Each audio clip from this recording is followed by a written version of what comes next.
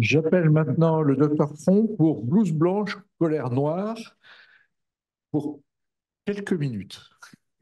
Président, c'est très court, parce que depuis la sortie de ce livre, qui n'a pas pris une ride, on a eu 6 ministres de la Santé qui sont succédés, et ils n'ont rien fait pour changer ce système qui est en crise, avec un manque de financement, parce qu'on a 32% de technico-administratifs, soit la moitié de plus qu'en Allemagne.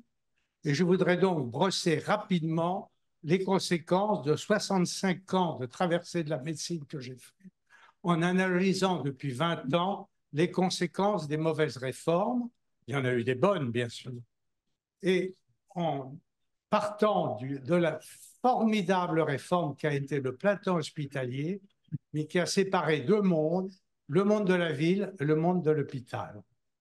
Je voudrais rebondir également sur les conséquences de mai 68 avec la suppression de l'externat, qui était un merveilleux moteur pour préparer l'internat de chirurgie générale, et le changement complet du recrutement des étudiants avec les catastrophes du PASLAS. On recrute maintenant par le wokisme et non plus par la sélection.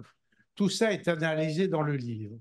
J'analyse également les conséquences de l'impétuosité du système de santé, puisque le dernier équilibre financier de la France est de 1974, ce qui a entraîné le numerus clausus, qui est descendu à 3500 du temps de M. Mitterrand, et on n'a pas jamais pu résorber ce problème d'un numerus clausus trop serré, d'où les déserts qui s'aggravent. Ensuite, on a eu les ordonnances Juppé en 1996 qui ont détruit toutes les cliniques de dimension raisonnable. Ainsi, celle dans laquelle j'ai travaillé pendant 32 ans en libéral a disparu, comme les 9 cliniques qui étaient dans les Yvelines. Tout ça pour des normes, comme disait M. Coudreau, qui était responsable de l'agence de l'hospitalisation à l'époque, je vais garrotter les cliniques pour les fermer. Et elles ont été reprises par des chaînes qui sont actuellement à 40% au déficit. J'analyse également toutes les erreurs qui ont été faites pendant la pandémie de Covid. J'analyse également le Ségur en disant les insuffisances de ce Ségur. Et je termine dans ce livre, pour vous laisser la place de me poser quelques questions, par les bonnes réformes qui devraient être faites sur 3 plans. Premièrement, la sélection à l'entrée des études de médecine, non plus sur le wokisme, mais sur la compétence. Deuxièmement, sur l'internat qui doit démarrer, comme c'était à mon époque, quand on était nommé premier concours en externat, premier concours en internat, on pouvait commencer son internat dès la 5e année. Actuellement, l'internat est trop tardif. L'internat est en crise. Les internes se suicident.